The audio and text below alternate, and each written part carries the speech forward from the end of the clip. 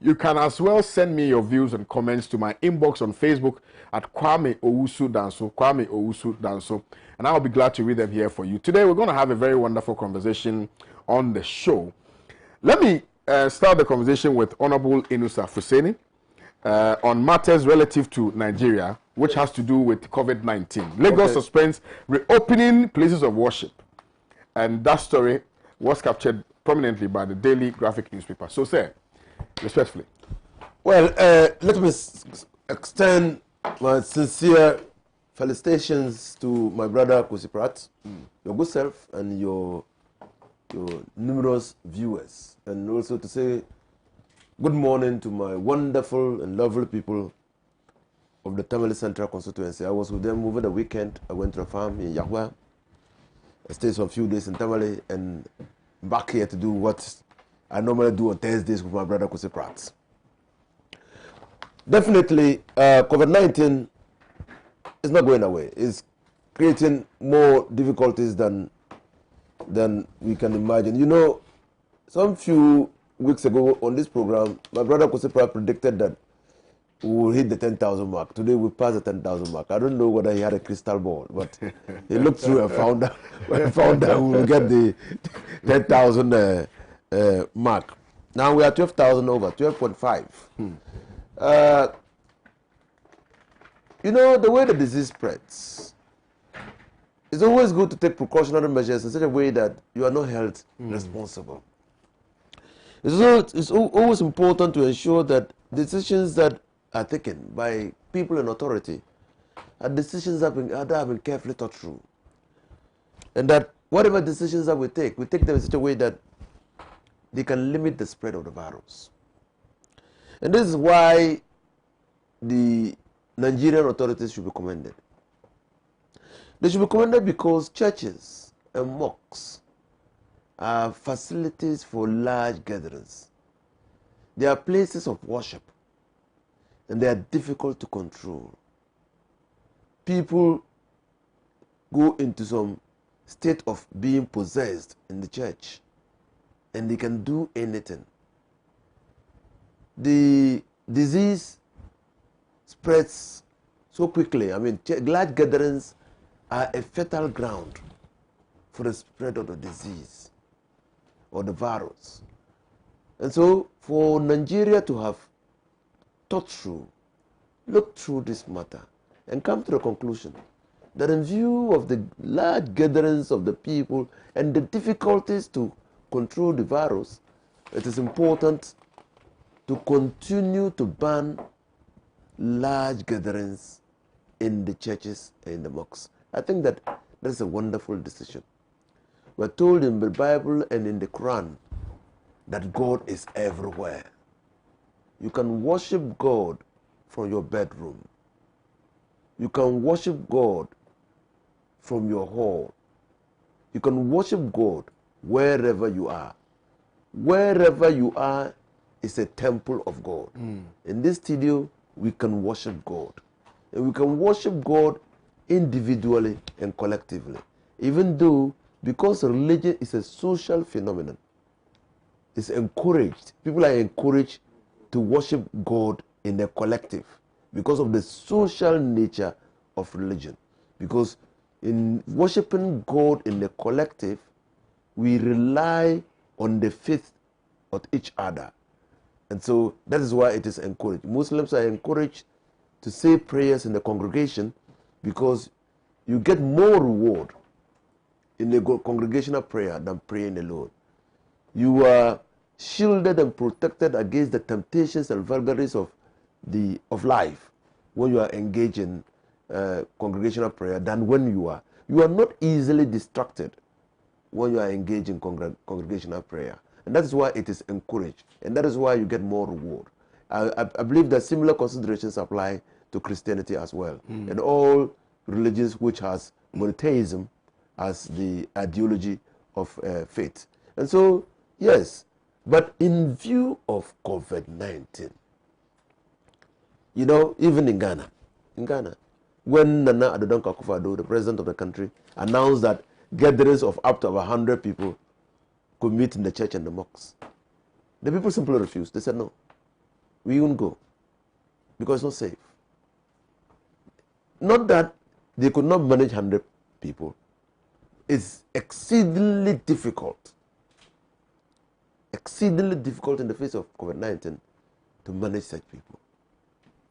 And because it's a house of worship, you are also very careful not to offend the sensibilities of your followers. And if you don't want to offend the sensibilities of your followers, you risk exposing yourself to the virus.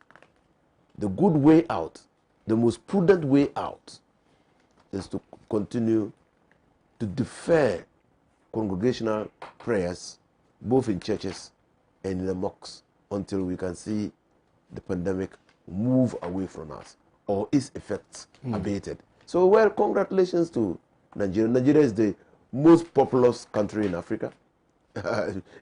Where it's even difficult. I had their point person on this COVID-19 fight who said that it is extremely difficult to even ensure social distancing in Nigeria because of the large numbers of people. And so if you can't even encourage social distancing in large numbers of people in Nigeria, in some cities, how do you ensure that when they go to church, they can maintain social distancing? But Ghana is also slipping. You know that? Ghana, we are slipping back. We're getting back to the difficult stages. And now the medical facilities and medical doctors are talking. They are raising the spectacle that we might get into a crisis position. That many more people are now being asked to isolate at home and are receiving treatment at home. And you come to a crisis point when the facilities that you have in the hospital can no longer adequately serve the people. Then you are into crisis. And Ghana is rapidly approaching that stage where we will be in crisis. What specific useful lessons can we draw from the experience in Nigeria? I'm sure you also are very much aware that in China, it appears the virus is resurfacing. Yes. And they've had to close, a lot of the joints that they open, the pubs and things like that. So what useful lessons should we begin to draw from some of these? The lessons we have always said, that fighting the virus, a pandemic, an epidemic, should be led by science and not by the personal idiosyncrasies of leaders and not by economic considerations. It should be by science. Immediately you put in economic considerations far ahead of the science, then you are bound to make mistakes. Now, leaders put their economic consideration ahead because of the economic conditions are tied to their political future. So invariably, leaders put politics ahead. We see it in Trump's America. We see it in Jair Bolsonaro's Brazil. We see, in fact, in Italy, the Prime Minister is being investigated as to whether he delayed instituting measures to contain the coronavirus. This pandemic is clearly telling us that we are better off acting globally than acting individually. The president thinks otherwise. Well, since we have our own peculiar situation. No. The pandemic, every literature, every experience shows us that the world is better off, that nations are better off acting globally. Because the disease will move. In New Zealand, just 2 days ago, New Zealand recorded 0 infection rate for 2 weeks. 2 women flew into New Zealand from UK, and when they were tested, they had coronavirus. So they now have to trace all the people that the 2 passengers, the 2 women or ladies flew with into New Zealand. And so that shows the global nature of the pandemic. If nobody were to travel to New Zealand within the period that they got 0 infection rate and that rate continued, probably New Zealand would have been declared infection-free. But the global community which we are is clear, seriously imposing a responsibility on all nations to be on the alert, to stay alert, and to take protective measures, and to learn from other countries. For us in Ghana, we ought to learn from Nigeria, the most populous country in Nigeria, the powerhouse in sub-Saharan Africa, and especially in West Africa. Nigeria is the leading economy in West Africa. Nigeria has not put economic considerations ahead of his people. Buhari has not put his re-election bid at the head of, ahead of his people. He thinks that people who worship men of faith, people of faith, must not congregate, because if they do, their lives will be at risk, and their lives matter, and so they should not expose themselves to unacceptable risk. Quick commercial break. We shall return shortly with a lot more interesting conversations here.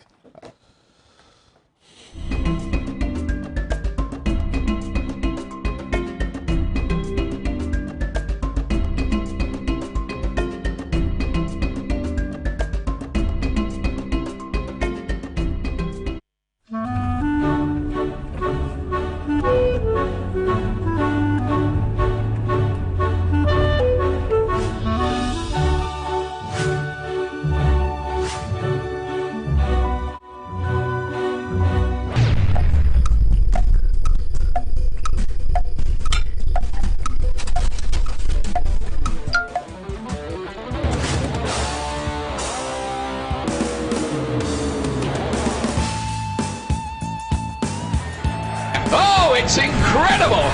Bang on target!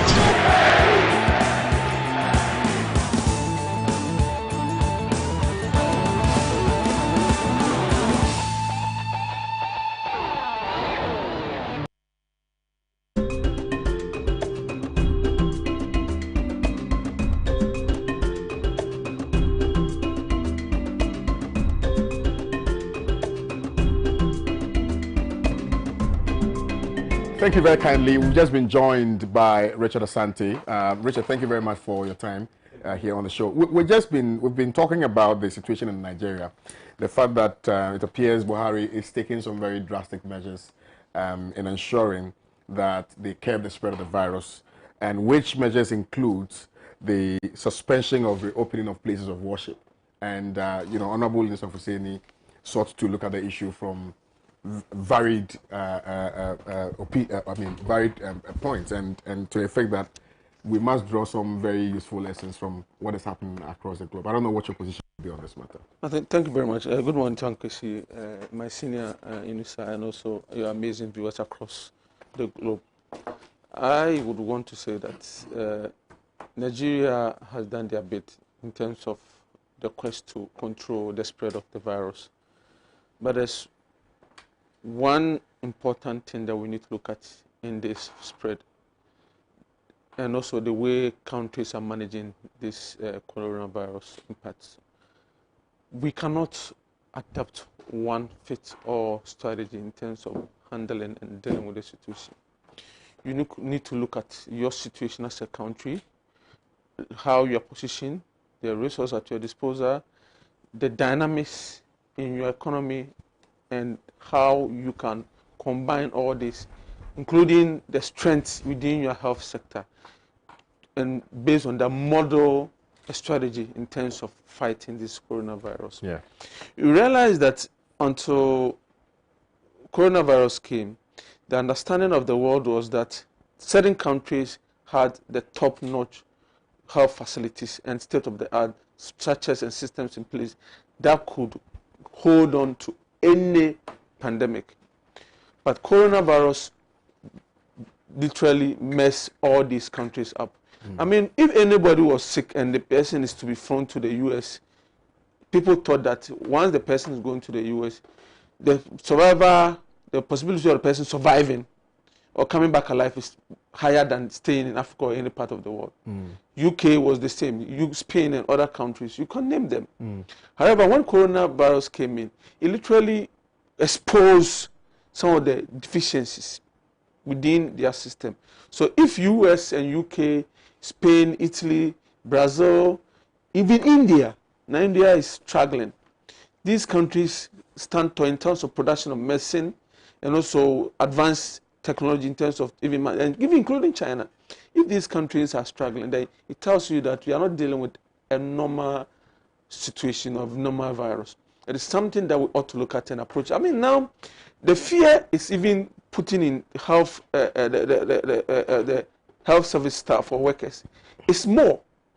Now, workers at the various health facilities are even scared to even attend to take care of patients when they are arriving. So that is why certain people might even die if actions are not taken quicker, because you realize that they are all running away from taking care of them. There have been reports across board that pregnant women are lying down and people are waiting for results. And so results goes and it's not coming in quickly as we are looking for.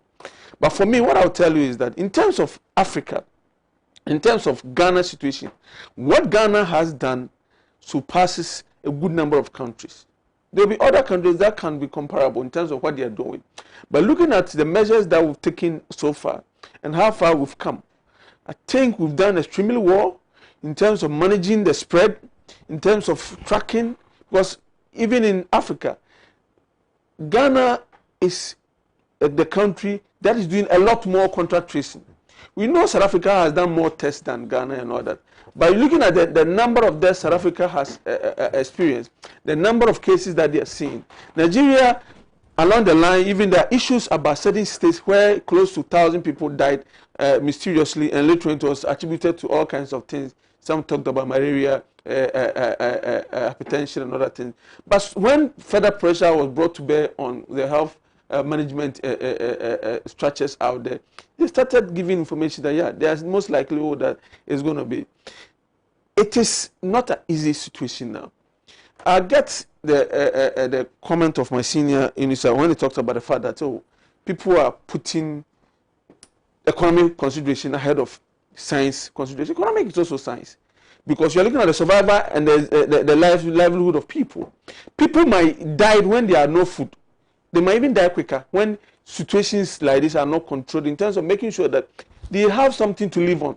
When it comes to this situation, myself and maybe senior and we sitting here, we might possibly be surviving a couple of months without even going to work or even shutting whatever business interest or whatever it is that we do. But there are people that their lives are being sustained on a daily basis. If they do not step out there, life becomes a difficulty. You realize that during the complete lockdown of Accra, not even the entire country, Accra, Kumasi, you saw the sort of agitation, the sort of energy people were, and the confusion that we rocked most parts of the country, particularly when it comes to the distribution of food. People that even ignored every aspect of social design. All the protocols were thrown to the dogs because people thought that they needed to survive. They were caring for their stomachs because that was what they thought that was more important. And I heard somebody say, you know what, if Corona will kill me and hunger is killing me quicker now, I'll be better being on the street to look for food to survive. Maybe when I get the food, I will survive rather than staying out here and dying out of hunger with the fear that was also moving in the air. So for me, I think that we need to combine the two. Know how to manage it. If we are looking at it and government, and I see government done this a couple of times, there are moments where government have put up measures in place, and along the line looked at the analysis and say, you know what, let's pause down, let's pull, let's come back and see how this. I think every point in time they are understanding that. Now we realize that we've gone past 12,000 in terms of cases that have been recorded. Active cases as of now is around 8,000. The active cases are those who are still living with that. We have in excess of, we have close to 5,000 people who have recovered from the virus. I mean, what we ought to do, and I think there are good news coming all over the world. We are hearing of the breakthrough in the UK, which is also being authenticated by the WHO, about a drug which is already in existence that could help you manage the situation when you do have it. But that is not it. Until there's a vaccine that can prevent you from getting the disease, we could still be out there and be at risk. So what we ought to understand is that at this moment, you can take good care of yourself better than any government official, any government directives or anything. If you do not place a premium on your own life and you do not observe the relevant protocols as is being stated, you can even, government can even say, you know what, don't step out. Don't go anywhere. There's a complete mandatory lockdown. Stay in your homes. Remember, their compound houses. They'll be in their houses. If somebody within that compound house should have the disease, and you are not careful and you do not observe the protocols, you are not using the hand sanitizers, you are not washing your hands, and you are really involving yourself with the person, what you have done to yourself is that you could still expose yourself to the coronavirus within your own household when you have not been stepped out. So I think these are some of the things that we need to look at. And the next aspect is the PPEs and other things that the health facilities require. We ought to increase the quantities. It's being provided on a daily basis. It's being used. Most of them are disposables. But I think we ought to still intensify, because we are getting occasional reports, and those who are also hoarding, because I know some people were arrested within the last 2 months about being selling nose masks and other things that have been provided by the government. I mean, these things ought to stop. And those who are hoarding it, they need to let go of it. Give it to people. Let's save lives. Let's protect each other. We're all trying our best. They understand that? Because under the circumstances, and if you are closer to anything health, you understand the situation we find ourselves in. If you are far away from it, and I know there are some people, all they hear is on radio, and they are not even monitoring the situation. They've not seen how, they've not spoken to any doctor. But if you are with the doctors, if you are with the nurses, and you know what they are going through, you see what is going on. You understand and appreciate what is going on, and the danger. It is not something to toy with or to joke about. So you ought to be extremely careful, take good care of yourself, because the point is that if you are not alive, you cannot enjoy the free water government is providing. You cannot enjoy the discounted electricity that we are getting, and also free for those who are life consumers. You cannot enjoy any other policy, including the free education, all the wonderful things that the government is doing. Remember that this disease does not know politics. It does not understand religion. And this disease was something that will not appreciate your tribe. Because you are seeing a mayor, Takrade, he's gone. He did not say he's a political appointee or president, he has some power. No, doesn't respect that. We've seen, last time when I was reading some Catholic journal, around that time, over 27 Catholic priests, they've passed on. I know some pastors in the US who have also died. In this country, we've seen politicians, we've seen medical doctors, we've seen nurses who have passed on. A medical doctor at SDA hospital, Kumasi, he's gone. We know leaders, we are here, and our health minister contracted it. We know, and it's been confirmed, National Health Insurance Authority, leadership over there, are all struggling with this. It tells you that the carrier can get it, the taxi driver can get it, the food vendor. So everybody ought to be very careful and observe the relevant protocols and protect yourself. Because you can criticize government for whatever it is. But you see, the ultimate responsibility lies with you, the individual, that you ought to protect yourself. You see, going to church is not compulsory. Churches are operating. Some churches have decided not to operate. My church, they are not working. They are not operating. They say no until further notice. But even if they start, I will not go. I will not go.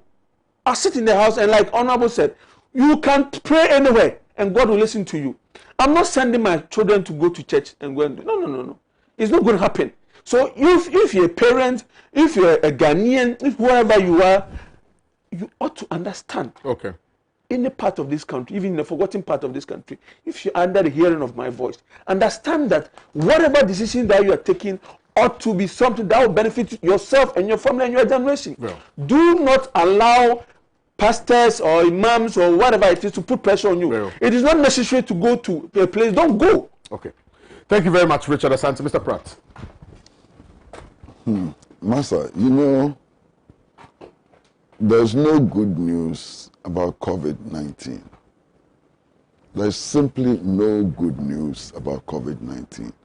And I think it's important that we should stop, you know, sedating the Ghanaian people. If you're following COVID-19, reading World Health Organization reports and so on, you cannot claim that there's any good news. Because scientifically, it has been proven that even those who allegedly have recovered may or will suffer permanent damage to their organs. Is that good news? The only good news is to stop the infection. That's the only good news. Only good news is to stop the infection. These days, when you see people who want to make themselves look good and authorities look good and so on, when they mention the number of infected cases, they also mention the number of recoveries. What is that? What is that? They are completely irrelevant in the discussion that we are having, given the fact that so-called recovered patients can have permanent damage to the organs. So this virus is dangerous. We need to approach it. And then we see, first of all, we are told that our destiny is in our own hands. Why do we have governments? We have governments simply because in situations like this, it is impossible for us to take our destiny into our own hands. There's the need for a collective national approach. And the only way to do that is to have a central authority which can lead us. When we start talking about our destiny in our own hands and so on, it devalues the essence of government. And I think we should understand that very clearly. The essence of government is devalued when we talk like that. We are told that if we follow the protocols, we'll be safe. I want somebody to come and tell me that the Minister of Health did not follow the protocols. I believe that the minister followed all the protocols. I believe that the minister washed his hands regularly. He applied sanitizers. He wore face masks and so on. And yet, he's down. Is anybody telling me that all these public officials were not following the protocols laid down by the president? Somebody must come and tell me that. Now, if they were following the protocols and they are down, it means that the protocols are not sufficient protection for us and that we need to do something more sensible. And what is that which is more sensible? Everywhere in the world, the scientists are saying that this disease spreads when people who have it move. And Master, I've been talking about this for how long? For 4 months, for 5 months. Nobody listens. And then they come with cock and bull stories about protecting poorer people. Are they not dying? Are we protecting them? What protection do we have for poor people? We have now passed the 11,000 mark. We are almost having 12,000 cases of infection. Compare that to Nigeria. Our situation is far worse than Nigeria. Nigeria, with a population of over 200 million people, has 17,000 cases.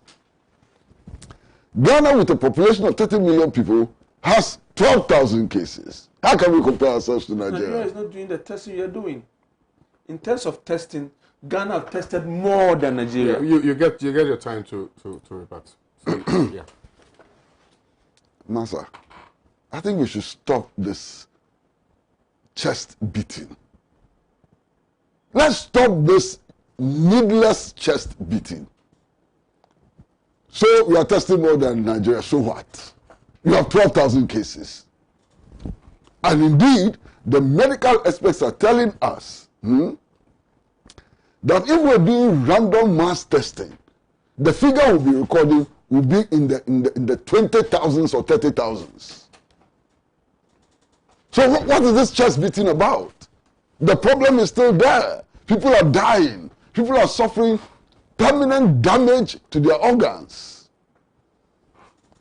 So what is this chest beating about? Have we solved the problem? We haven't. In any case, the way things are going, I'm extremely worried. You take the case of Lagos.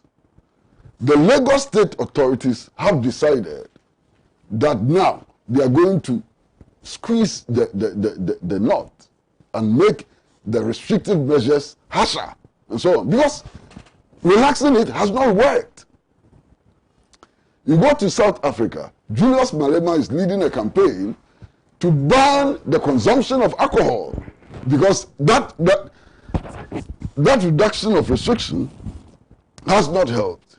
You go to China, yesterday, close to 2,000 flights were cancelled from Beijing because the relaxation is not helping and so on.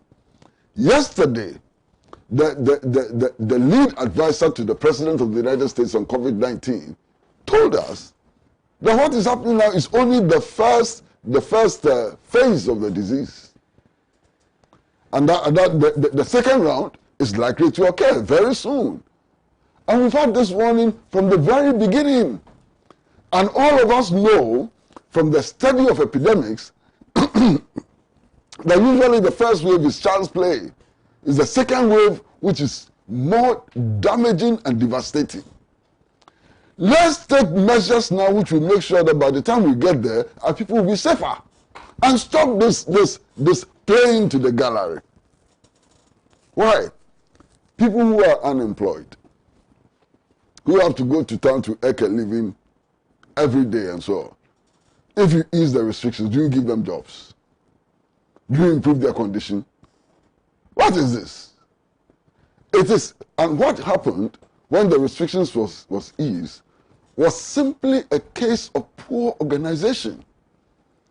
When people gathered at lorry parks and were throwing food at them and so on, was it because of the restrictions of poor organization? Very poor organization. That is what led to that. You understand? We are joking with this pandemic, and I'm afraid that we'll wake up to see the consequences, and it will be devastating and catastrophic for our people. This is the time to begin to take action. And Master, from the very beginning, all the advice given by biomedical experts was ignored. All the advice given by medical experts was ignored. If we had listened to the Ghana Medical Association and imposed the restrictions that they recommended and ensured that we did mass random testing, we would not be where we are today. Listen, Mauritius had 200 cases, a little over 200 cases. Mauritius imposed total lockdown on the whole country. For 4 months, 4 long months, 4 months, total lockdown in Mauritius. Today, Mauritius doesn't even have 1 case. That's the example we should be looking at. Mauritius, total lockdown, complete lockdown for 4 months. Today, if you go to Mauritius, there's not even 1 case. So we should be looking at success stories. If there are things to emulate, they are success stories, not failures. We are emulating failures. We are emulating the United States of America, which is one of the worst failures when it comes to the fight against COVID-19. You understand? And then we like giving ourselves little hopes. You understand? Yes, my brother Richard is right. I mean, the UK has found some steroid which is doing something which is okay. But what is that steroid doing? In the case of people on ventilators, it has not stopped the disease. It has stopped the rate of dying by 50%. So means that people are still dying. In the case of people on oxygen, it has stopped the rate of dying by 1/3, 33.3%. It hasn't stopped dying, and so on. You understand?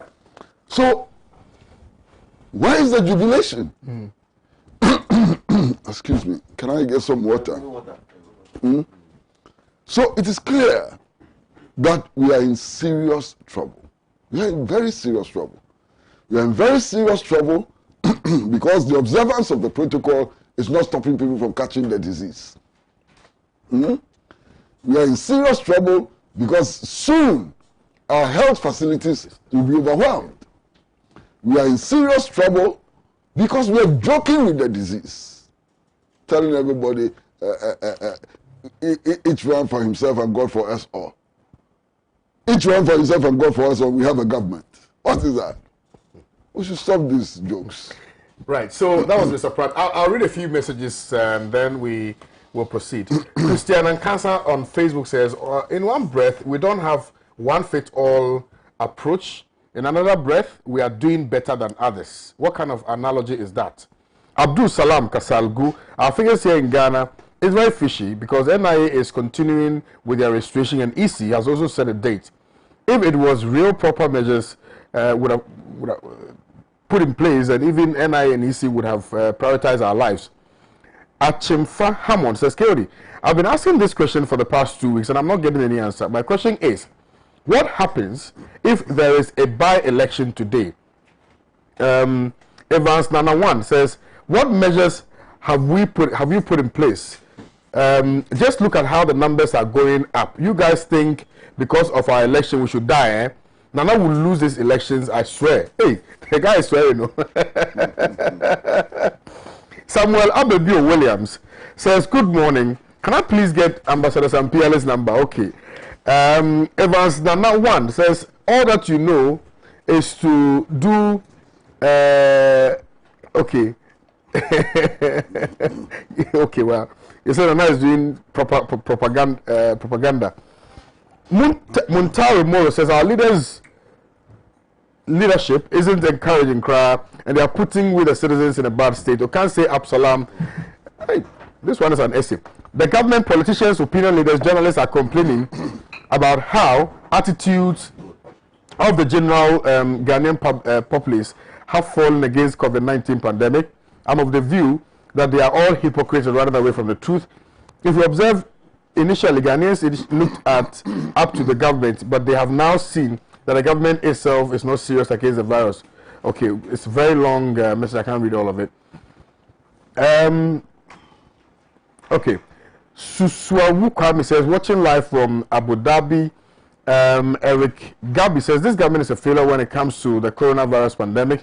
They could have cured the spread if we had stayed in lockdown for maybe just 2 months. Michael Ajaho says, Iceland is also now free. Nicholas Kennedy says, they have really failed. If it were to be JDM in power, what would the Christian Council, Peace Council say? My problem is the reopening of schools. Teacher-student relationship is more or less that of parent-child relationship. Should anyone get the virus in any school, the rate at which it will spread will be so fast that it can't be measured. Charles Jornam sent in this one. Adam Fopa Radio says, KOD, in every moment I admire Mr. Pratt, live on Adam Fopa Media in Paris. Skydom G says, the low opinion of the MPP is showing lack of respect to humanity. MPP is fraudulent. MPP kick Nana out, hashtag bring JM back. Skydom GH in Owusu. You wanted to respond to a few things, yes? I think I disagree with the good number of things that Kokesi said. I mean, you cannot compare what Ghana is doing to what Nigeria is doing in any stretch of our imaginations in terms of the effort being put in here. I'm not by any means discrediting the effort by the leadership of Nigeria, but I'm trying to address our mind to certain basic cardinal principles. The only way you can talk about numbers and letting the world know that one country is performing better in terms of what it is that efforts are being invested in is in terms of the number of tests. At the moment, Nigeria, with the population that Uncle Kwesi spoke about, in excess of 200 million, has done a little over 100,000 in terms of testing. Ghana, with a population of because you are testing more. Which is better, testing or prevention? I mean, the point is that at the moment when we've got into the preventions are adopting the protocols. Aside the protocols, what you ought to do as a government is fish out those within the population who have gotten the disease and put them on management, manage their situation and see how they can recover from this disease. Mr. President, restricted to you how the health minister himself has contributed. No, I'm telling you that you can, but a UK Prime Minister got virus. We've seen world leaders, even the health minister of Iran, he got it and even died. We're saying that you can reduce the possibility of an individual getting that when they observe the protocols. But sometimes we are humans, and sometimes it might escape us. And those are the things that happens. But if you are applying the protocols, you are using your nose mask, you are not trusting that because this person lives in my house, this person is a friend, is a big man, this person has not gotten the disease. Because that's the mentality. Or this person is a big person. Or this person, I'm assuming that he's washed his hands. Somebody will pick papers. Now we go here. There's graphic. Somebody brought these papers, right? You might be in nose mask. If right after the program, if you do not wash your hands, if you do not even apply sanitizer, you have compromised yourself in a way. So at every point in time, you ought to be alert. So it does not mean that the health minister did not. Possibly at a particular moment, something escaped him. It could happen to any of us. That's what makes us humans. And I hear people talk about the fact that in terms of what government is doing, government is poorly managing this. Really? In Africa, in the world? And people say Uncle said that we are following the US model. That's not what we are following. We've never followed the US model. We've always had a clear plan in place in terms of how to deal with this situation. And that's what we've been doing. Some people, I heard some testers saying that if Mr. Mahama, His Excellency, the former president, was to be in government, things would have been worse. We saw how he managed things under his regime. And we are seeing how the kind of leadership that is being brought to bear in terms of the handling of this situation. Okay. And you might not be satisfied with it. We do not expect every Tom, Dick, and Harry within this country to be excited about what government is doing. But I think the good number of the populace understand and appreciate the effort that is being put in by the president and his team in terms of managing this situation. Thank you. When I talked about, when I talked about the fact that we ought to take extra care and own our own lives, it does not mean that we do not have government. But government will not come and put food in your table.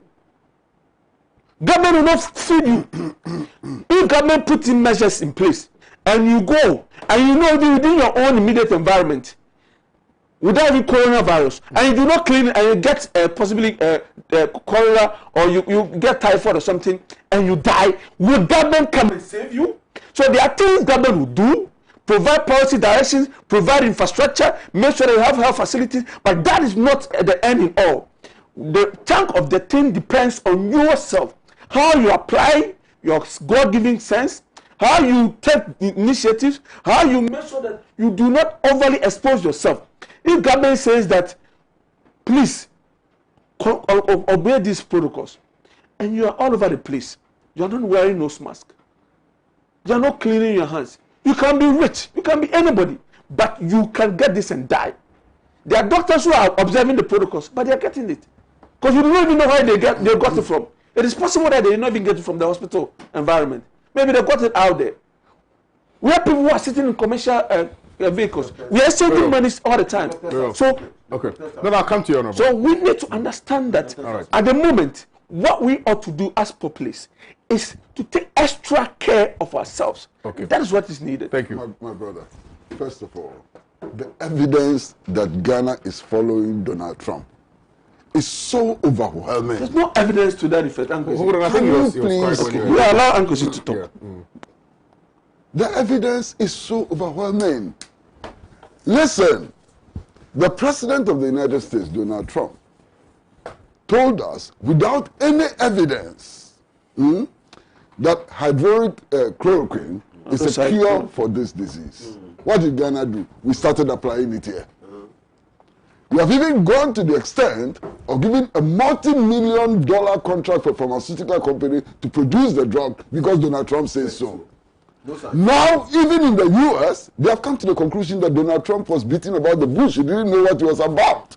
Meanwhile, Ghana government is following Donald Trump.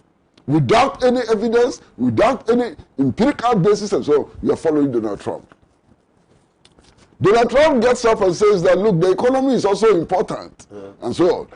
A very, very, very, very unscientific, reckless statement. The next week, Ghana is saying the same thing. We are lifting lockdown because we also want to preserve the economy and so on. You want me to continue? The evidence that we are following Donald Trump in the United States is overwhelming. Completely overwhelming. Put that aside. This thing about we are doing better than Nigeria, what does that mean? So if Nigeria is failing, and we are failing small, we should be happy. We have not been able to prevent the disease. No country has been able to. That's a lie. Which country? Mauritius. There's not one single case of infection in Mauritius. Today, Vietnam. there are a number of countries in the world which have used prudent measures to ensure that the disease is killed completely. Mauritius had only about 200 cases. From prudent measures today, they have 0 cases, and so on. So you cannot say that no country in the world has succeeded. It's not true. That is false. You understand? So to say that we are doing better than Nigeria provides no comfort to us when indeed our cases are approaching 12,000. When in the next couple of weeks, today, the government itself has identified 26 hotspots when the number keeps increasing. So let's stop doing that. Last Monday, I had the privilege of listening to the General Secretary of the Ghana Registered Nurses and Midwives Association. I felt like crying. He said publicly that if we go to some hospitals, there was a hospital that they visited, they had only 2 PPEs. 2 PPEs. This is the General Secretary of the Ghana Registered Nurses Association. I've been talking to nurses, you understand, and so on. They are all so seriously worried about the conditions in our hospitals. Listen, I think last week or so, there was a list of 28 nurses who had died as a result of a COVID-19 infection. When the breakdown was done, I was horrified. Do you know that out of these 28 nurses who died as of last week, only 4 of them were working in COVID-19 treatment centers. Only 4. 24 of them were regular nurses who died. Do you know why that is happening? Because we have designated nurses and medical personnel working in COVID-19 treatment centers as frontline workers and abandoned the rest. You understand? So they are dying in their 10s and 20s and so on because there's no care for them.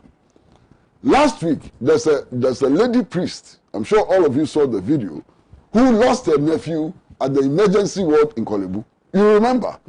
She went there and there was no sanitizer. No sanitizer in the emergency ward of Korle Bu.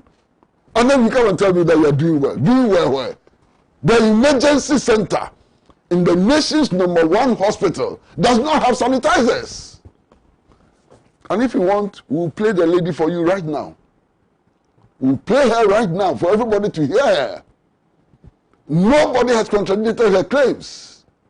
The whole emergency center at Korle Bu does not have 1 bottle of sanitizer.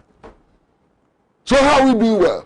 So we are doing better than Nigeria. Does it place sanitizers in the Korle Bu Teaching Hospital? And what is shocking is that there's a claim that the Korle Bu Teaching Hospital is producing sanitizers. Why are the sanitizers being produced by the Korle Bu Teaching Hospital? Why can't you find them in the emergency ward? Emergency ward of all places. We provided some incentives for nurses, medical staff, and so on to work. You understand? Now, they are so disillusioned because the incentives do not apply to all of them. The incentives are applying to those that government is describing as frontline health workers. Meanwhile, every nurse, every doctor, every dispenser of drugs and so on in the hospital faces the same risk. You understand? People in every hospital are exposed to coronavirus. When somebody comes in with malaria, how do you know that the symptoms of malaria the person is displaying are actually symptoms of coronavirus? So let's be serious. Let's tackle this disease very seriously and stop counting votes. The problem with us is that instead of putting in place effective measures to ensure that we contain this disease, we are busily counting votes, and it doesn't help anybody. This reference I made to the Minister of Health, I did not make reference to the Minister of Health because he's a big man. You understand? So this question about big people dying and so on, the disease does not discriminate and so on, it's not particularly relevant. What I'm saying is that I expect, and I hope that everybody expects, that the Minister of Health, who is showing us what to do in order to prevent the spread of coronavirus disease, will do what he says. I don't expect the Minister of Health to breach the protocols announced by his president. So my assumption is that the minister did everything right. He washed his hands, he used sanitizers, he wore face masks and so on. In spite of that, he's down. What does that tell us? What that tells us is that the protocol is not sufficient. That's true. To protect us against the disease. So coming to tell us that our lives are in our own hands, we should observe the protocol and protect ourselves. Was the minister not observing the protocols? So stop telling us that and do something more serious. Stop preaching to us about observing protocols. Because we do know people who have observed the protocols who are down. Unless you want to argue that the minister did not observe the protocols. And indeed, if you argue that the minister did not observe the protocols, hey, my goodness, you are creating a whole new problem. That what they told us to do, they did not do. Is that the position you want to advance? And if they did it, and they are falling down, they are resting in hospitals and so on, why? How can I be convinced that if I follow the protocols, I'll be safe? Let us, if you're going to compare, let us compare with the best examples. If you're going to copy, let us copy the best countries in this exercise. Not Nigeria. Why are you comparing with Nigeria? Why? Why should we be comparing with Nigeria and not Mauritius? Let's get serious. This disease is a killer. Very well. This disease is a killer. Honorable Minister, you wanted to quickly also touch on that. I don't want to stay on this too much. That's why I gave you a first. I want Richard to know that your basis of comparing Ghana to Nigeria is fundamentally flawed. See, I did no, first of all, let me, it's fundamentally flawed. Doing better than us. No, it's and I needed to adduce evidence. Richard, I want you to know that it's fundamentally flawed. And Nigeria health minister told the whole world that nobody should compare Ghana to Nigeria. Why? In Nigeria, they do molecular testing. In Ghana, we do rapid testing. We have tested 300 and over 1,000 people. Rapid tests. Rapid test is not conclusive. No, we don't do rapid testing. What do you do? We are doing PCR testing. What is PCR testing? PCR testing is more accurate. What is PCR? What is PCR? Okay, so you hold on. Hold on. So I'm not saying that PCR, whatever test you call it, is a variant of rapid test. It's not. Okay, hold on. Richard, hold on. Please, Richard, hold on. Let me make it. Please. You let me make it. That is exactly. No. Listen. Let me make his point. Yeah. That is exactly why Ghana has tested over 300,000 people, because some people have had to be tested more than 2 times. In molecular testing, you test the person once. That's it. So, Richard, we know what we're talking about. No, we know what we're talking about. Secondly, let's have so don't compare Ghana to Nigeria. Ghana is not doing molecular testing. Nigeria is doing molecular testing. It's different. Secondly, it's totally wrong and politically immature to compare what is happening today to John Dramani Mahama and say it would have been worse. It's immature. Because we have seen that President John Dramani Mahama was a strategic leader when he was handling a similar epidemic, a similar pandemic, the Ebola. He declared Ghana a center, extended holding centers across the country, ensured that our borders, At the time, we didn't even have one. Ensured that our borders had the necessary equipment to detect people who were coming into this country. In fact, when he declared that Ghana would be a center, coordinating center for the fight against Ebola in Africa, in West Africa, Nana Akufo-Addo, then the opposition leader, warned him that if Ghana recorded one case of Ebola, John Dramani Mahama will be held responsible. For the whole, throughout the fight, nobody got Ebola in Ghana. So how can you say that John Dramani Mahama would have done worse? Because there's evidence supporting a claim that John Dramani Mahama was more strategic. He declared his country as a coordinating center. Let Nana Akufo-Addo declare Ghana as a center for coordinating the fight against coronavirus. Probably we'll all die. How are we saying strategic? This was a president who, without facing pandemic, decided to invest in hospital infrastructure. Without facing a pandemic. And today, the hospital infrastructure that he built, that infrastructure that is helping this country to contain coronavirus. Who is strategic?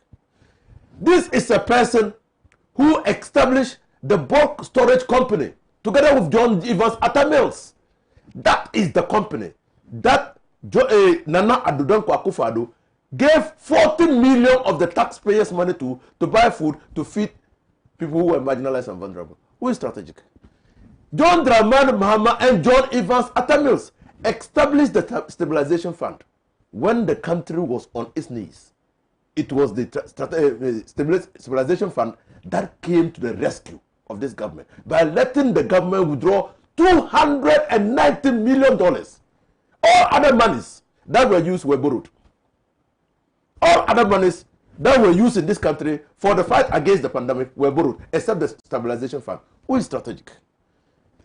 John Dramani Mahama, as a leader of this country, told us that it was important to invest in the welfare and lives of the people of this country than politics. Yesterday, while I was coming back to Accra, somebody did not just understand why His Excellency John Dramani Mahama was doing well and still had to hand over to a government that has a closer failure.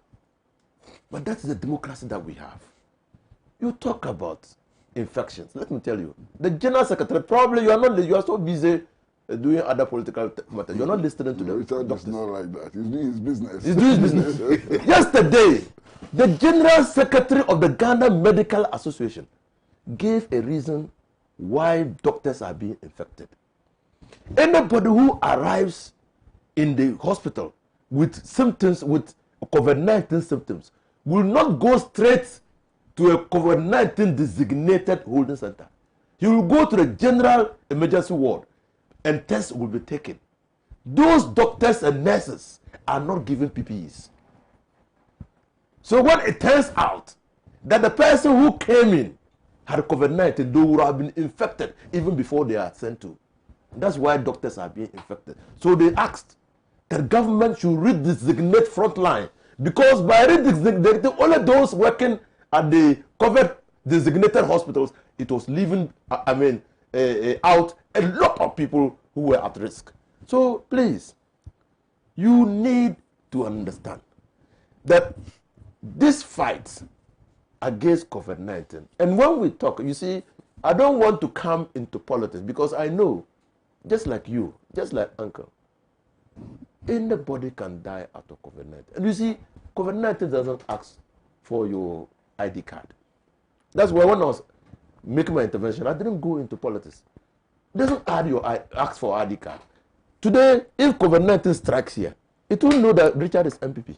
It will know that NDC. It will know that Uncle Kosi Pratt is in CPP. It attacks with a vengeance. So why do we elect governments and pay them? Or is you think that Nana Akufo-Addo is doing an NGO work? You have seen his assassin station he established. All the years he was working in private life, did he establish a station? That's not for Akufo-Addo. That's for Akufo-Addo. That's not for That's for Akufo-Addo and his children. Oh, look at that. I know. That's not for Akufo-Addo. But who? Oh, Uncle. But it's for who? Honorable, come on. Assassin radio is for who? It's not for Akufo-Addo. So you see, because we have given him opportunities, we have given him opportunities. That's why his family and the family of the lives of his family, direct family and his friends are being changed. So they can establish Assassin Radio, Assassin FM now. Because for all these years, now I call this something years. For all these years, but that's not for him. So why are you making this as a? Oh, my brother, we are all in this country. I told you that my uncle, my grandfather was a chief. He said, we are all here. Senior, this is we are all here. We are all serious. I mean, this is not. So you see, it's not you see, because we elect governments, because individually and collectively, we need direction. We need leadership. So we elect someone to provide the leadership and provide the direction. Sometimes leaders will have to lead us from behind to let us change our ways. So when you elect a leader who is incapable of providing leadership, you have a right to criticize his style of leadership. And that's what we're doing. Thank you very much. Well, 026084653. Education. I don't see. Let me. No, respectfully. Just a minute. Just my time. Just 1 minute. It won't change anything. Give him some time. Okay, let me give you some. At the moment, as we speak, FDA have not approved any rapid diagnostic test kit in this country. We do not have. We are not using it. What we've been doing is using the PCR. I speak about this not because I'm a medical doctor. I'm not. But I know more about this because I own a hospital. And I understand and I know some of these things and how it goes. Because you need to have meetings every day to evaluate what is being done. Look at the machines and the equipment that you have and see how you can restructure things moving forward. I'm telling you that Ghana is not using test kits. We are using PCR machine. It is more expensive. It is more accurate because when you use the test kits, what it does is that the incidence of false positive and false negatives are high. You're looking about between 15 to 25% of it. So you are not certain about the data you are getting. When we say Ghana is testing more and some people are being tested twice, what my senior need to understand is that it's not because people want to be sure that the test they did was wrong or right, but they are doing that to validate whether these people have recovered. And I said that Nigeria doesn't do that. Do you understand that? Whether these people have recovered? No, please, no, not recovery. Please. Okay, hold on. The reason why people are tested twice and thrice, because see, when you test the first and know that this person has the disease, you start doing the case management. In the course of the case management, what you do further or after some time is to check whether indeed this person is responding to treatment and the person has recovered. How do you do that? You do the first test. When you do the first test and you get the negative response, you do not let the person go. You need to double check it and they'll do another test to finally confirm that indeed this person has indeed recovered. And the person is added to the rate of recovery. Logically. That's how it's done. It is medicine. No, it is not. It is not law and logic. It is not law and magic. No, you have 12,000 cases. 12,000 cases. Yes. If the people are checked double, 12,000 times 2. What is it? 12,000. What are you the doing 4,000? How many tests have we done? 300,000. No, but that 300,000, most of them do not test positive. Well, thank you. I think this is the 300,000. What has happened is that remember there were people who were quarantined because they came into the country. There were people who were contact traced and they will fish out from the general population, Thank and you. they will put under some form of quarantine because they were observing them because they tested positive. Thank you test more. The more you test, the more you recover. Thank you. And realize the people who have the disease. Thank you. Nigeria is not doing that. Thank you, Richard. When I talk about the performance of former President Mahama and performance of Nana Addo Akufo-Addo, the people saw this performance to be abysmal. That is why he was visited with the heaviest defeat in the election. Okay. That he lost beyond comprehension. He lost beyond repair. I think your point has Losing been close made. 1 million votes in an election. Thank you. That was the performance. Your point So the has been- performance radiated the result that he got. Your point That's has what he been- got. your This point has time around, been- you lose beyond his own imagination. Thank you. Your point has been made. In 5 Thank you. months. Thank you. Wait for that result. On question, we are on here. All right. We're streaming live on Facebook, facebook.com/Pan-African Television. And so if you have your thoughts, you can share them with us here. Next, we're looking at NI detected about 32,752 double registrations in ongoing Ghana card registration. Honorable Minister Hussein, I've seen that you've actually raised a few things. Let me start with you. Oh, I have said, and I continue to say, that NIA, as a National Identification Authority, is intending to establish a citizenship register for this country. That for a very long time, starting with Buzia, that's as far as I can recollect, there have been attempts at establishing a citizenship register for the purposes of identifying, establishing the status of the people of this country. Now we have seen the need to do so because Ghana is a political creation. It was created through the greed and avarice of imperialist powers who chopped our landmass up like a piece of cake and handed to each other. And they did that without regard and recourse to traditional areas and people. Today, as I was coming here, I was listening to news item on Bangladesh and India. The British imperialist power simply chopped out Bangladesh and India. That part of the people with the same culture and traditions are at the other side of the border. We speak the same language. They did not simply care. I also yesterday read the piece written by Socialist International, Ghana Socialist Forum of Ghana. And I think that yes, the imperialist powers did not give us an opportunity as an African continent, as a continent, to develop and go through the turmoils, the period of maturation that they also went through, that brought into being countries like in Western Europe and Eastern Europe that were largely founded by fiefdoms, by kings and rich men, aristocrats. We never had opportunity to emerge. They came on a socialization mission and moved us away from our culture. Because of that, Richard sitting here, maybe when you trace your DNA, you could have relations in Ivory Coast. Maybe I will have relations in Burkina Faso because I'm a Moli of the Moli Dagbani stock, or if you want, the Grunli stock. In fact, we are people who are spread over the African continent. But because of the political creation and the requirement for planning, it is important that we know the people we are directly responsible for as leaders of this country. That's why we are spending this huge amount of money in compiling a register.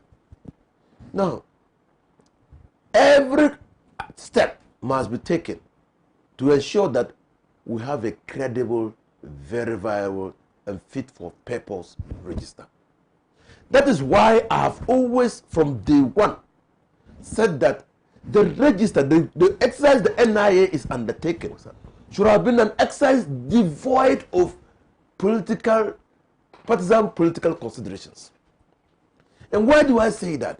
When you are embarking on this important exercise, you must make it a neutral, so that people get onto the register knowing well, full well, that they're only getting onto the register not because they can use the card to register for elections, but an exercise being done to ensure that we have a full count of people who can demonstrate that they are Ghanaians.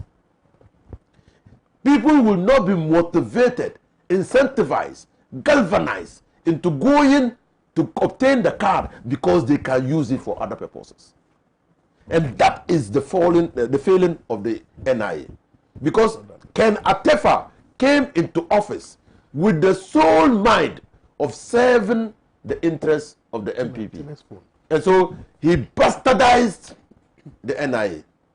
The first bastardization of the NIA, and I say it time and again, and time will vindicate me. In considering the amendment Ken Atefa brought to Parliament, there was nowhere in the primary document or in discussions within the committee that the voter ID card be removed from the list of primary documents to be used for for purposes of getting onto the NIA. Not documents from the NIA, not discussions in my committee, but somehow they maneuvered shenanigans and got the report of Parliament to capture in that report that the voter ID card was not a document to be used for the purposes of NIA. And you know how they did it? With evil intent, they lumped Abu Ramadan's case, which is the NHIA card, with the voter ID card. None of the members of Parliament, if you go to Parliament today and take the parliamentary Hansard, no one spoke about the voter ID card. No single member of Parliament in contributing on this card spoke on the voter ID card because it was not a subject matter for discussion. When the law was passed, we realized to our chagrin that through a conspiracy of sorts, they had gotten the voter ID card. You see the connection?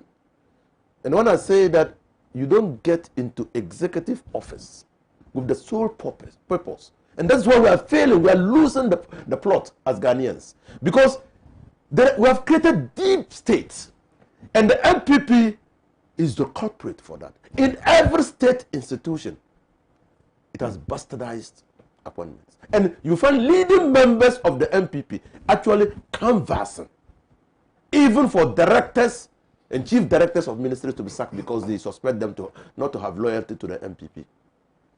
Leading members. I mean, the Ghana's ambassador to South Africa, you heard what he said? That in South Africa, his primary responsibility was looking after the interests of MPP when he was being paid with the taxpayers' money.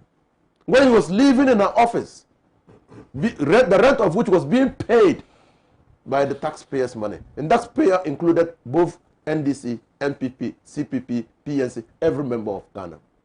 But he said that he was using the taxpayers' money, he was occupying the taxpayers' office, and his sole purpose was fighting for the interests of the...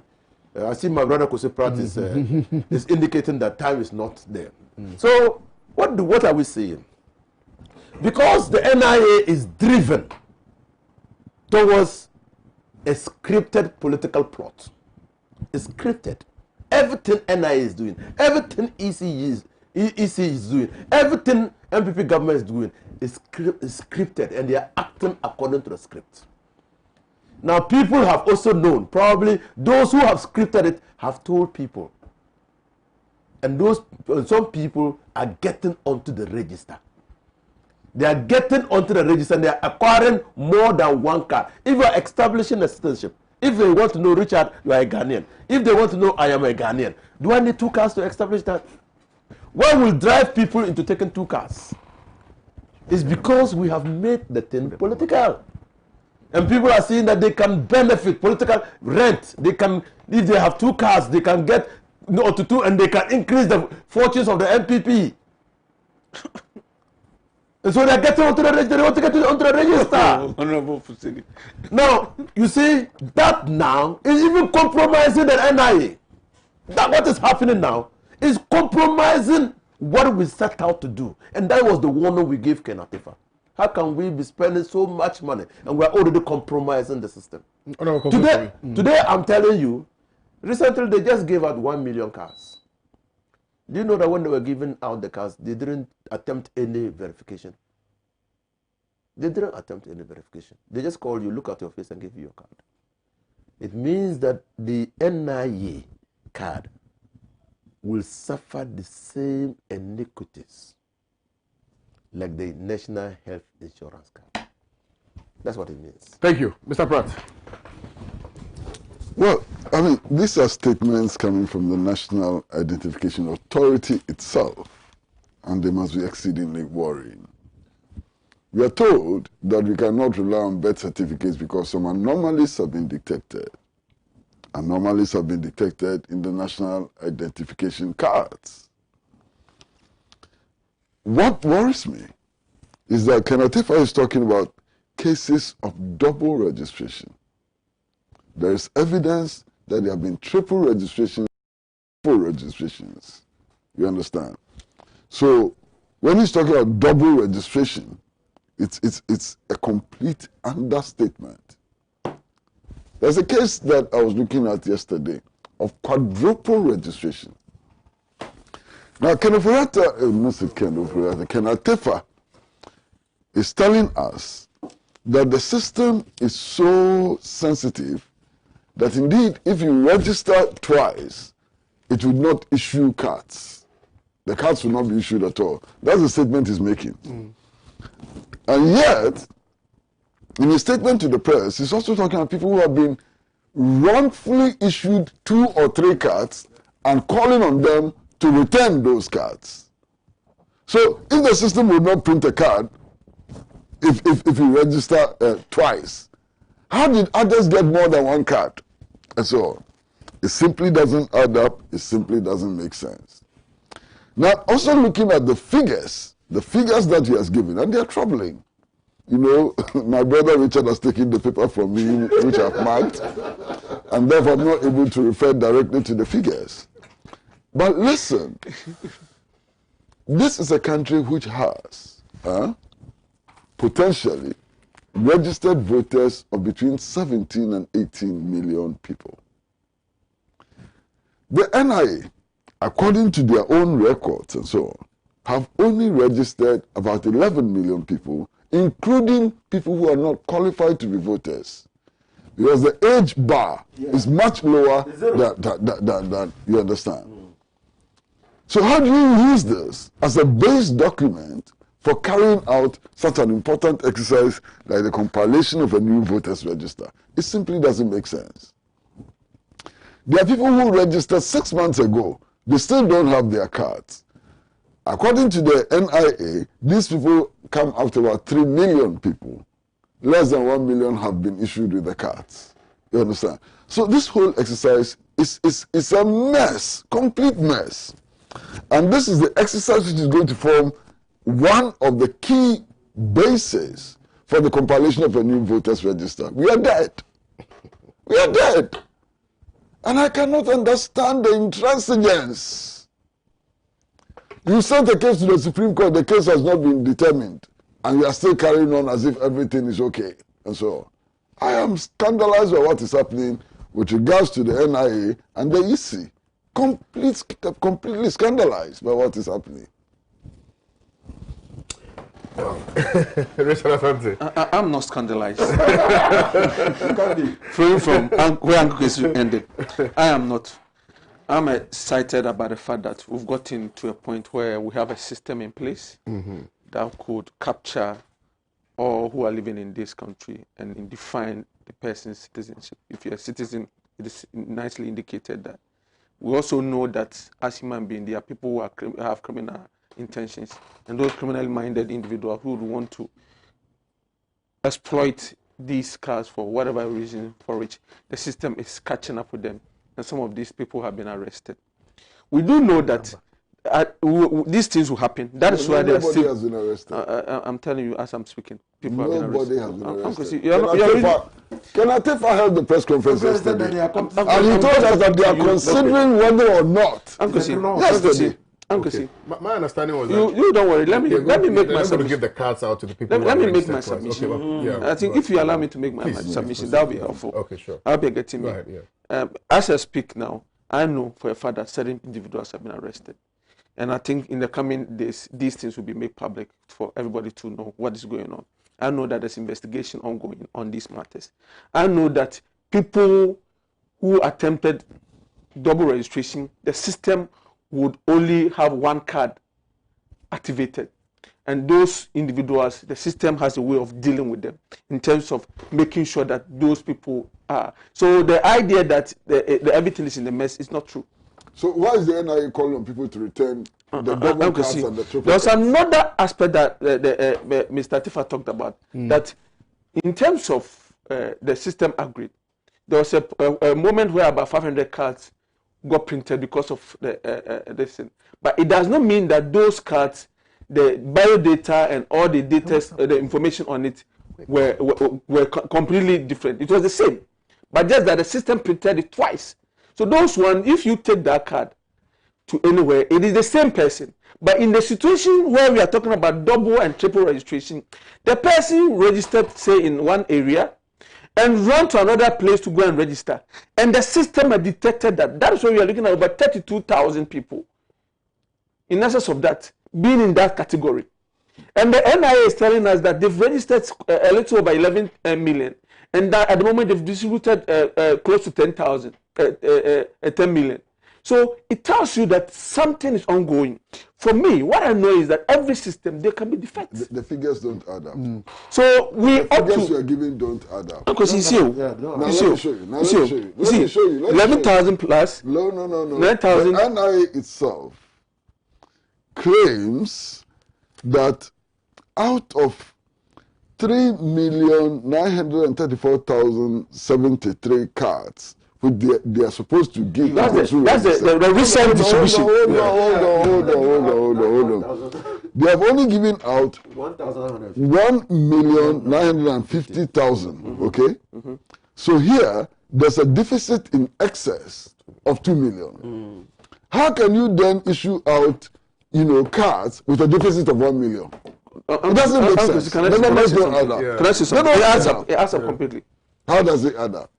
Uncle, see, the total number of registration that has been done at the moment, NIA is giving us 11,630,000. You get it. Let him finish it. Let me say a little about 11 million. Yeah. That's what they've done across the country.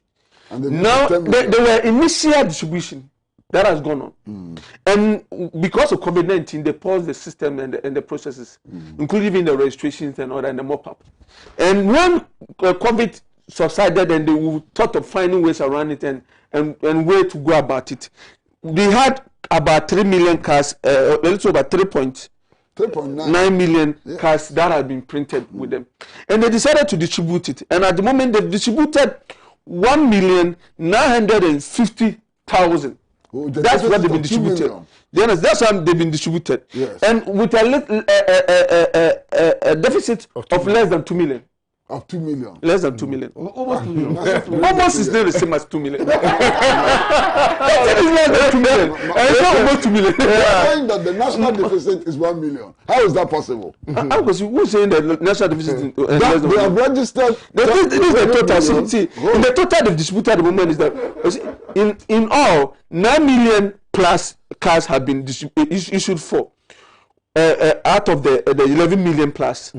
So what's the inconsistency? But if there's 9 the million data is plus and there. there's 11 million plus. What tells you? Massa.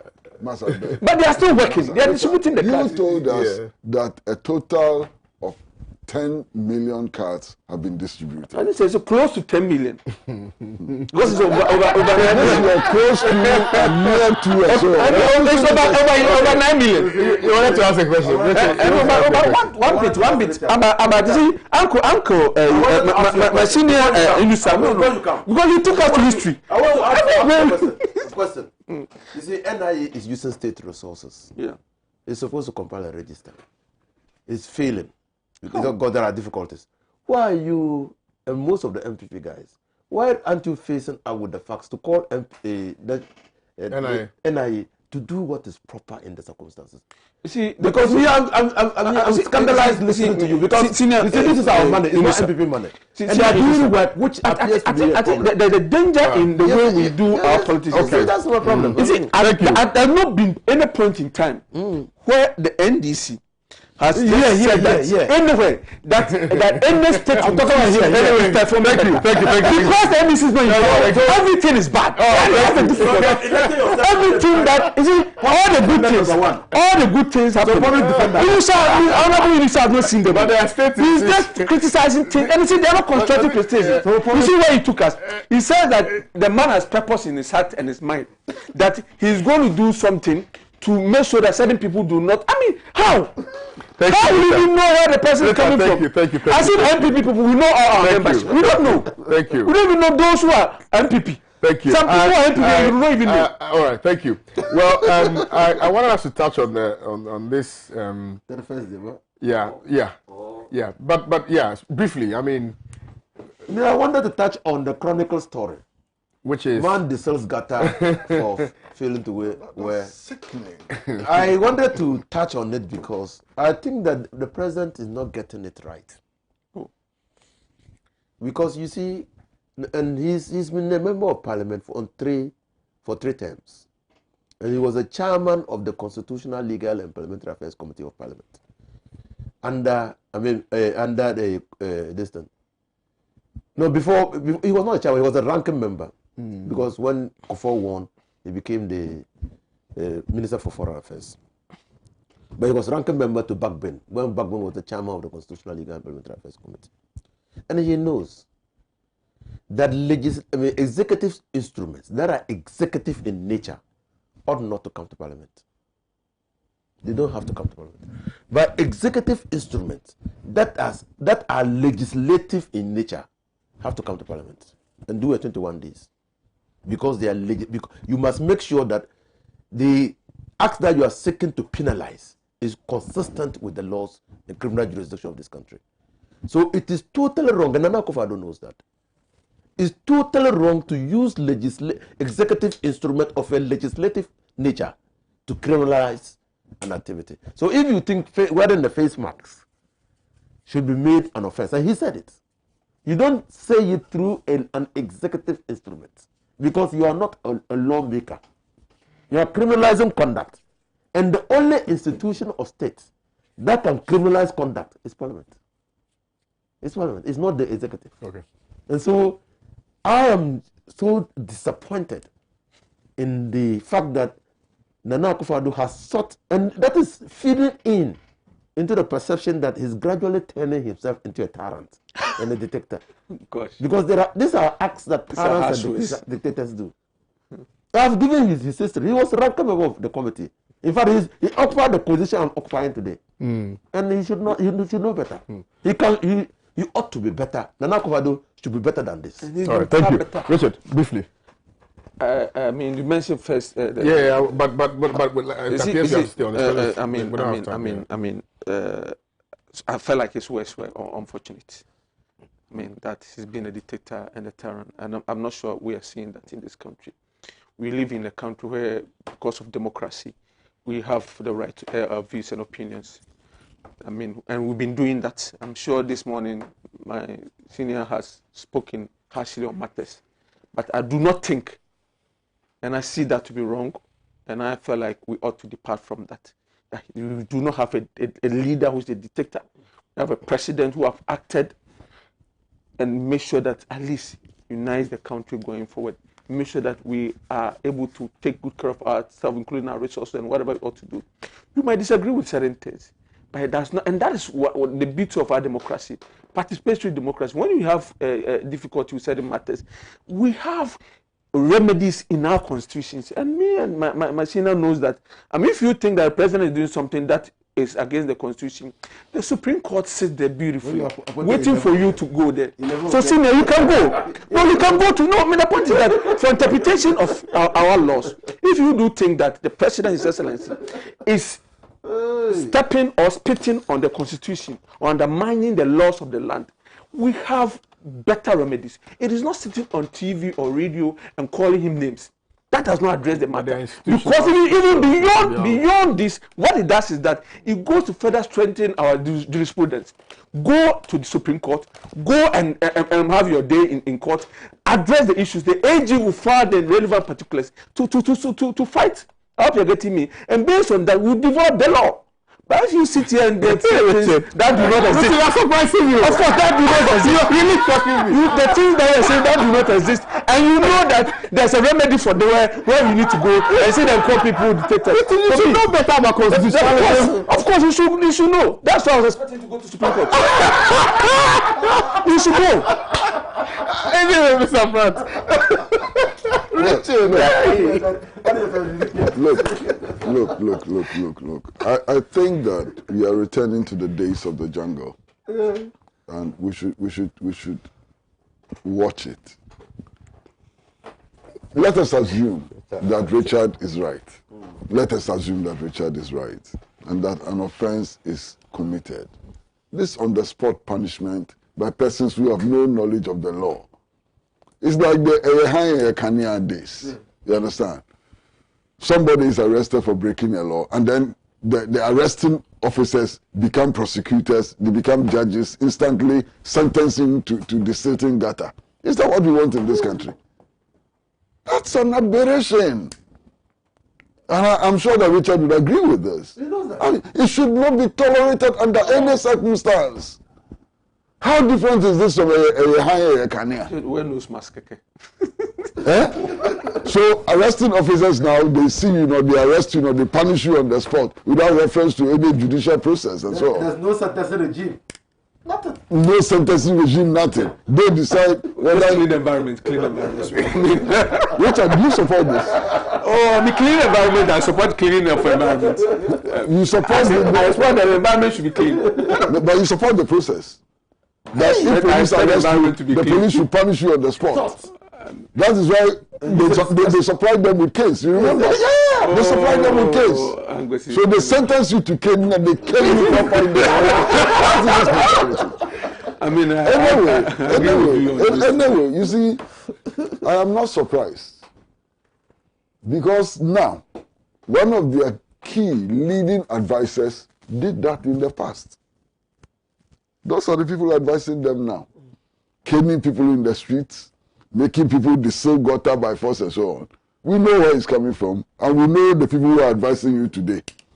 I finished. Anyway, well, so I think we've exhausted all the topics, almost all the topics. Thank you very much, Honorable Minister Hussein. Richard, thank you very much. Next time, please come early.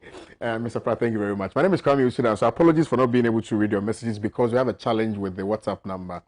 But tomorrow, I'm sure it will be activated and I'll be able to read your messages here for you. I'll see you guys tomorrow. Do have a very nice day. Salute.